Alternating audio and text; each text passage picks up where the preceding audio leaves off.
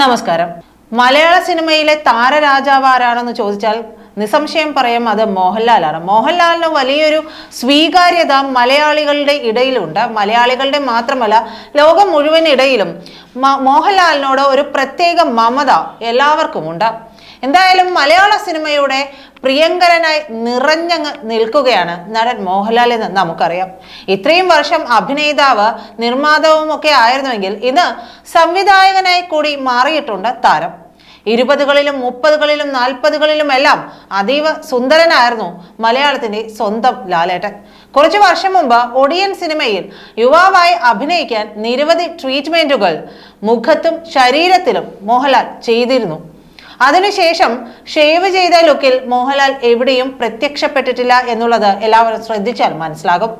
മോഹൻലാലിന്റെ ജീവസുറ്റ കണ്ണുകളും ചിരിയും മുഖത്തെ പ്രകാശവുമെല്ലാം ഒടിയനു വേണ്ടി നടത്തിയ ട്രീറ്റ്മെന്റോടെ നഷ്ടപ്പെട്ടു എന്നാണ് ആരാധകരുടെ പക്ഷം.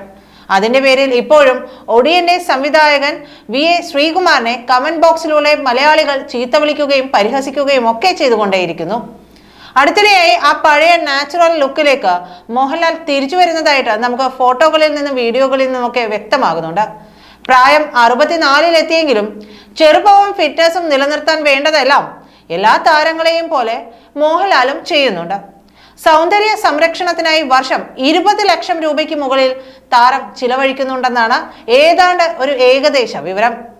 എക്സ്പ്ലോർ ബ്യൂട്ടി വിത്ത് ആഷ് എന്ന യൂട്യൂബ് ചാനലിലാണ് ഇതുമായി ബന്ധപ്പെട്ട വിശദാംശങ്ങളൊക്കെ പ്രത്യക്ഷപ്പെട്ടത്. പണ്ടത്തെ മോഹൻലാലിന്റെ മുഖം പ്രോപ്പർ ഒരു വൃത്താകൃതി തന്നെയായിരുന്നു. എന്നാൽ ഇപ്പോൾ അദ്ദേഹത്തിന്റെ മുഖത്തിന് ചെറിയ മാറ്റങ്ങളൊക്കെ വന്നിട്ടുണ്ട്.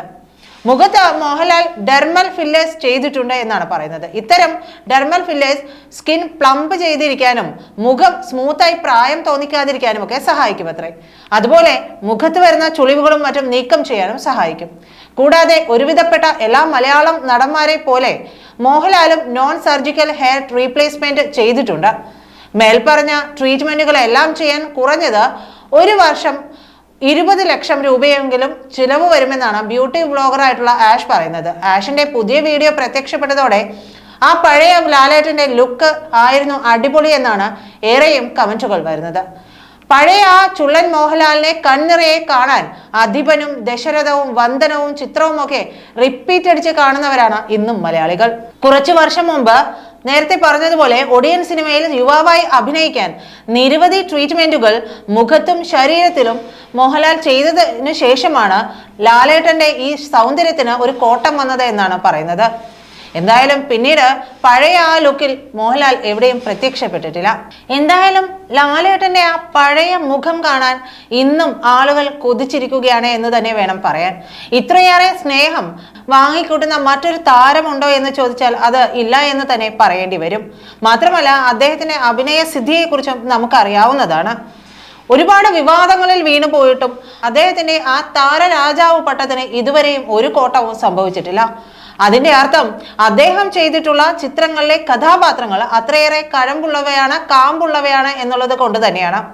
അദ്ദേഹം അഭിനയിച്ച് പ്രതിഫലിപ്പിച്ച ഓരോരോ ചെറിയ മൂവ്മെന്റും വിരലുകൾ കൊണ്ട് പോലും അദ്ദേഹം അഭിനയിക്കുമെന്നുള്ളതാണ് എല്ലാവരും പറയുന്നത്. അതെ, അദ്ദേഹം അടിമുടിയൊരു അഭിനേതാവ് തന്നെയാണ്. മാത്രമല്ല, അദ്ദേഹം പറയുന്നത് പോലെ എന്തോ ആളുകൾക്ക് എന്നെ ഇഷ്ടമാണ്.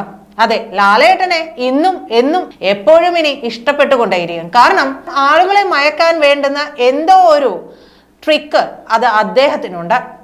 അല്ലാതെ മറ്റെന്താണ് പറയേണ്ടത്? എന്തായാലും എല്ലാ താരങ്ങളും തന്നെ, ഇതിപ്പോൾ മോഹൻലാലിന്റെ കാര്യമാണ് പറഞ്ഞതെങ്കിൽ കൂടിയും എല്ലാ താരങ്ങളും തന്നെ, മമ്മൂട്ടി അടക്കമുള്ള എല്ലാ താരങ്ങളും തന്നെ ബ്യൂട്ടി ട്രീറ്റ്മെന്റ്സ് ഒക്കെ ചെയ്യുന്നുണ്ട്. പ്രായത്തെ പിടിച്ചു നിർത്താൻ ഇവർ ചെയ്യുന്ന പലതരം ബ്യൂട്ടി ട്രീറ്റ്മെന്റ്സിന് ലക്ഷക്കണക്കിന് രൂപകളാണ്. ഇതിപ്പോൾ 2 ട്രീറ്റ്മെന്റിന്റെ കാര്യം മാത്രമാണ് 20 ലക്ഷം രൂപയോളം എന്ന് പറയുന്നത്. ബാക്കി ട്രീറ്റ്മെന്റുകളുടെയൊക്കെ തുക എടുത്ത് നോക്കിയിട്ടുണ്ടെങ്കിൽ ഓരോ വർഷവും എത്രയേറെ കോടികളാണ് ഓരോരുത്തരും ചെലവാക്കുന്നത് എന്നുകൂടി മനസ്സിലാക്കേണ്ടതുണ്ട്. ഇതിപ്പോൾ പുരുഷ താരങ്ങളുടെ കാര്യമാണ് പറഞ്ഞത്. ഇനി നടിമാരുടെ കാര്യം എടുത്തിട്ടുണ്ടെങ്കിൽ അവരും പലവിധ ട്രീറ്റ്മെന്റുകൾക്ക് വഴിപ്പെട്ട് തന്നെയാണ് ഇപ്പോഴും വരുന്നത്. കാരണം എല്ലാവരും പറയുന്നുണ്ട് വെള്ളം കുടിച്ചാൽ മതി, അത് ചെയ്താൽ മതി, ഇത് ചെയ്താൽ മതി, നാച്ചുറൽ ട്രീറ്റ്മെന്റ് ആണ് എന്നൊക്കെ. പക്ഷെ അതിൻ്റെയൊക്കെ കാലം കഴിഞ്ഞു. എല്ലാവരും എത്രത്തോളം കോസ്റ്റ്ലി ആയിട്ടുള്ള, എത്രത്തോളം തുക ചെലവഴിച്ചുള്ള ബ്യൂട്ടി ട്രീറ്റ്മെന്റ്സ് ആണ് നടക്കുന്നത് എന്നുള്ളതൊക്കെ ഇപ്പോൾ പരസ്യമായ രഹസ്യമാണ്. നന്ദി.